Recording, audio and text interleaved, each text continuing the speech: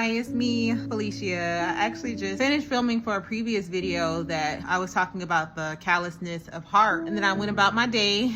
And then in the middle of that, the Holy Spirit told me to come back on and give an example for myself. Growing up, I was a very nice, sweet, loving little girl. And a lot of people took advantage of that. I was bullied a lot. I was made fun of a lot about different things. And I noticed that when I stopped being nice and I started being angry, then that's when I got respect. So I became a person that, I was basically the person that you don't play with me. Like, don't play with me because I'm not the one that you want to play with. And I took pride in that title. And that was the hardest thing for me on my journey was I felt like if I gave up that, if I did not respond when somebody was being rude to me, if I did not get angry back with them or show them like I'm not the one that you want to mess with, then who am I, you know? And what does that make me look like? That makes me look weak. And that's because I had a misidentity of what weakness was. When I became angry, when I felt like somebody was trying to come for me and I responded in a way like basically the tough guy, I felt strong in that moment. It made me feel empowered because at first when I was known as a kind girl that you can push over, I felt weak. But when I became the person that you don't want to mess with, I felt strong. When God sat me down and said, you have to give that up, I was just like, well, then that's gonna make me look weak. When I was responding that way, physically, I felt strong. But in the spirit, that's when I was the weakest. That's when I gave the enemy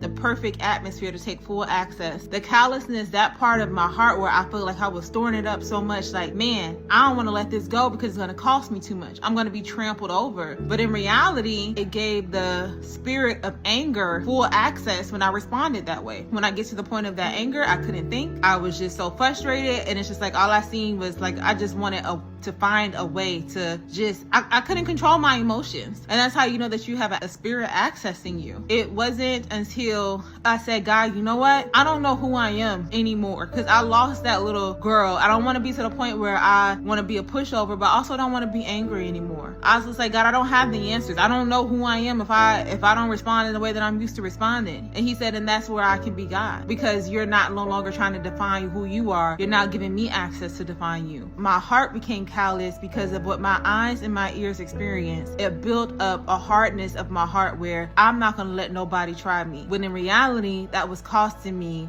the guidance of the Holy Spirit, because no one can curse who God has blessed. No curse can fall on anyone without cause. Anyone that is trying to come up against me, now you're not coming up against me, you're coming up against the Holy Spirit within me. And because I'm led by him, I know how to respond in a way that is going to benefit not only you, but it's going to benefit my soul. It's not going to cost me anything.